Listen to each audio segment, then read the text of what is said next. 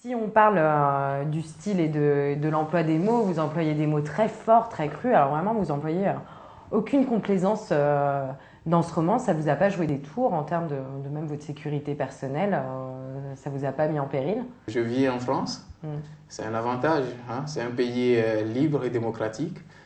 Je pense que je suis quand même à l'abri de ce qui pourrait m'arriver si j'étais au Togo. Bon, ce livre, Ouais. je ne l'ai pas écrit au Togo, voilà, c'est pour cette raison. Il Et n'y a même, aucun non-dit en tout cas. Oui. comment? Tout est dit en tout cas. Oui, Il n'y a oui. pas de. Oui. Donc voilà, je ne pourrais pas me permettre non plus d'aller me jeter dans la gueule du loup. Et donc, en restant à l'écart dans un pays étranger, enfin, au Togo, c'est-à-dire le pays étranger où la scène se passe, donc en restant à l'écart, je me sens plus en sécurité déjà. Donc ma parole est libre. Voilà pourquoi je peux m'exprimer comme je veux. Donc la question c'était voilà les mots crus, Oui. les mots forts. L'emploi du langage, oui. Voilà, ce livre je l'ai écrit pour exprimer un ras-le-bol. Comment voulez-vous que j'exprime un ras-le-bol avec des mots doux? Ouais. Je ne sais pas le faire. Il faut. En même temps, je ne pense pas être très violent dans mes mots, mais j'emploie des mots réels. Ouais. Et c'est tout mon style. Tout mon style me permet de scandaliser. Je cherche à scandaliser. Je cherche à traumatiser les gens, à traumatiser les consciences. Et ce n'est pas pour un plaisir personnel, c'est pas pour en tirer quelque chose, non. C'est pour c'est dans un but intellectuel. C'est pour accoucher les esprits, faire sortir des réactions. Voilà, ouais. Voilà ce que je poursuis comme but, des réactions.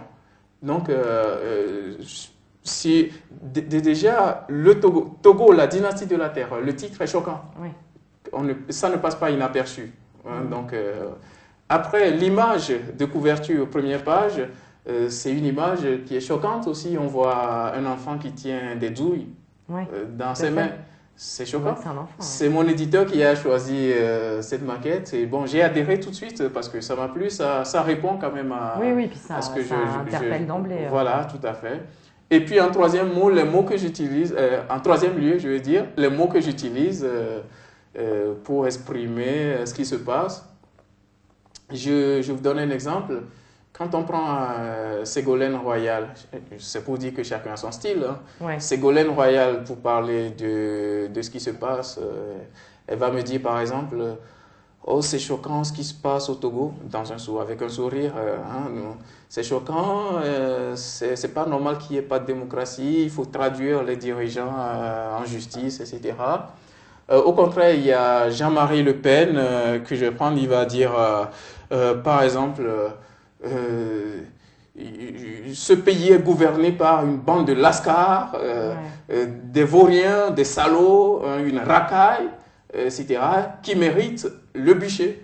C'est sa façon à lui de s'exprimer aussi, mais il attire plus l'attention que l'autre qui le fait.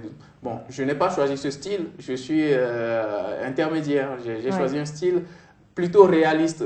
Mais c'est des mots vrais, je ne trouve pas d'autres mots pour changer, pour les remplacer. C'est des mots justes que j'utilise moi, sans vouloir verser dans le... Oui. Voilà, Non, vous comprenez. Donc, par rapport à cette violence, c'est vrai, je veux choquer, mais ce livre, c'est pas un livre de chevet, quoi. Oui. On l'utilise. Oui, votre question.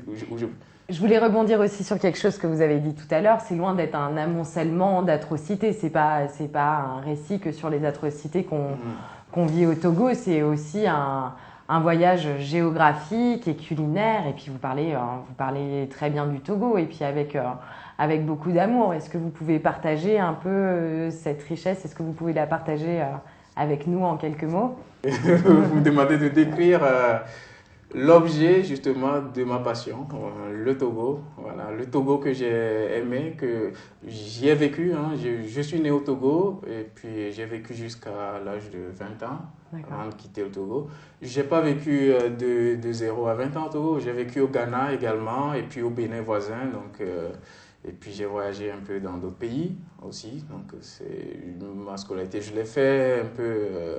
en m'éparpillant. Et même au Togo, je ne suis jamais resté dans une seule ville et jamais dans un établissement scolaire du début. Enfin, j'ai jamais fait 2 ans de suite dans un établissement scolaire.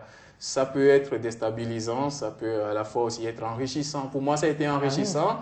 Et c'est ce qui me permet aujourd'hui de pouvoir décrire ce pays avec autant d'amour. Je décris des paysages pittoresques, des montagnes, des villes. Kara, par exemple, que j'aime bien. Sokodé, c'est la ville. Je suis attaché à cette ville. Il faut que j'y retourne si j'ai les moyens. Palimé, je décris les rues de Lomé. Je décris les nourritures que j'ai connues, les mets, les plats savoureux qui me mettent encore l'eau à la bouche. Voilà, donc c'est un souvenir impérissable.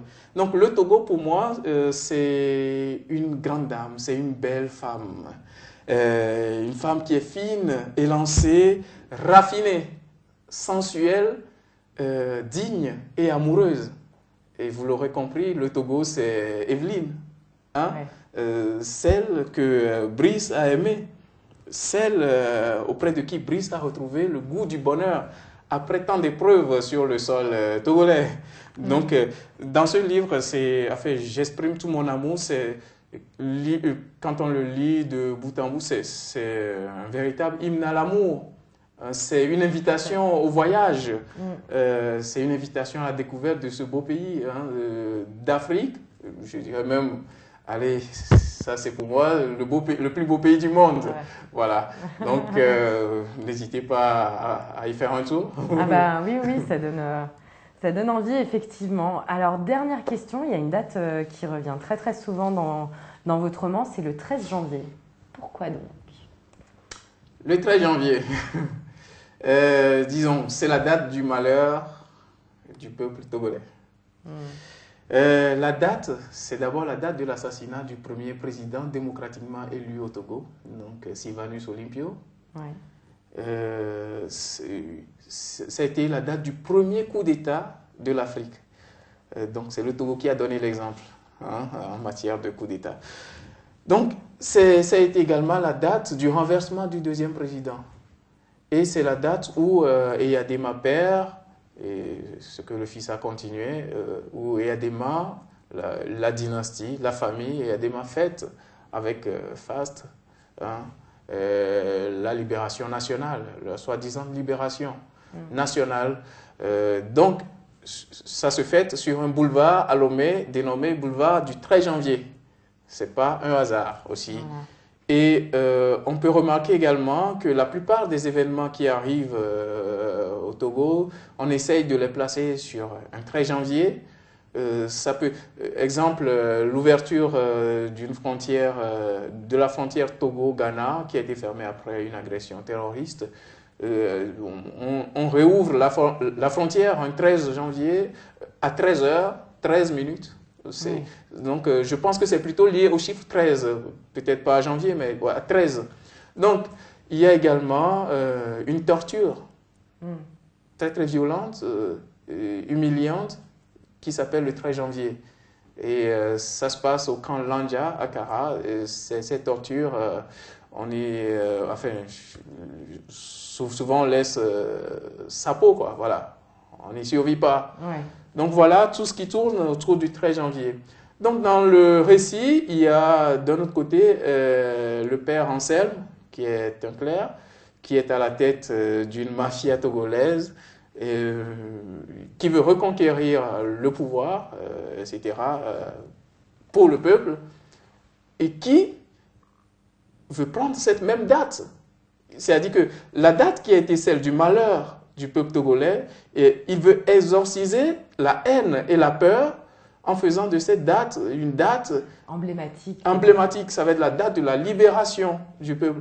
Donc, il prévoit un feu d'artifice géant, un feu d'artifice que le monde n'ait jamais connu. Ouais. Donc, sur une date du 13 janvier, voilà. Donc, ce sera la véritable indépendance du peuple togolais. Vis-à-vis de ses propres bourreaux d'abord, vis-à-vis des ennemis extérieurs, vis-à-vis des puissances mondiales, politiques et économiques également, parce qu'il faut une indépendance vis-à-vis de ces puissances aussi. Donc, ce jour sera le feu d'artifice, le peuple mourra une deuxième fois hein, le peuple mourra une deuxième fois pour enfin renaître dans un Togo nouveau, un Togo libéré des forces du mal. Voilà, un Togo libre, enfin, si on ose dire.